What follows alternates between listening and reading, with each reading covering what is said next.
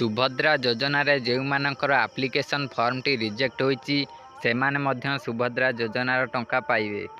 ଆପଣମାନେ ଜାଣିଥିବେ ଏବେ ଆଗକୁ ତୃତୀୟ ପର୍ଯ୍ୟାୟର କିସ୍ତିଟି ଆସିବାକୁ ଯାଉଛି।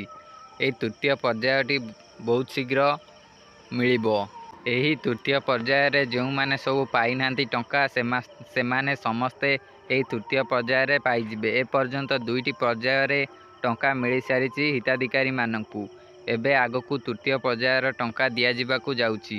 ଏହି ପର୍ଯ୍ୟାୟରେ ସମସ୍ତେ ଟଙ୍କା ପାଇଯିବେ, କିନ୍ତୁ ଯେଉଁମାନଙ୍କର ନାମ ରିଜେକ୍ଟ ଲିଷ୍ଟରେ ରହିଛି ସେମାନେ ମଧ୍ୟ ଟଙ୍କା ପାଇବେ। ସେମାନେ କିପରି ପାଇବେ ଜାଣନ୍ତୁ। ଯେଉଁ ରିଜେକ୍ଟ ଲିଷ୍ଟରେ ଆପଣଙ୍କର ନାମ ରହିଛି ସେ ଲିଷ୍ଟ ଗୁଡ଼ିକ ପଠାଇ ଦିଆଯାଇଛି। ଯେଉଁମାନଙ୍କର ନାମ ସେ ଲିଷ୍ଟରେ ରହିଛି ସେମାନଙ୍କର ଘରକୁ ଆସି ଯାଞ୍ଚ କରାଯିବ। ଯଦି ଆପଣମାନେ ଏହି ସୁଭଦ୍ରା ଯୋଜନାର ଟଙ୍କା ପାଇବାକୁ ଯୋଗ୍ୟ ହେବେ ତେବେ ଆପଣଙ୍କୁ ସୁଭଦ୍ରା ଯୋଜନାର ଟଙ୍କା ମିଳିବ।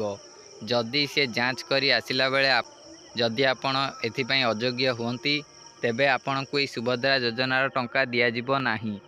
ଆପଣଙ୍କର ନାମ ଯଦି ଲିଷ୍ଟରେ ଅଛି ତେବେ ଆପଣମାନେ ବ୍ୟସ୍ତ ହୁଅନ୍ତୁନି। ଯଦି ଆପଣ ଏଥିପାଇଁ ଯୋଗ୍ୟ ହେବେ ତେବେ ଆପଣ ଏହି ସୁଭଦ୍ରା ଯୋଜନାର ଲାଭ ପାଇପାରିବେ।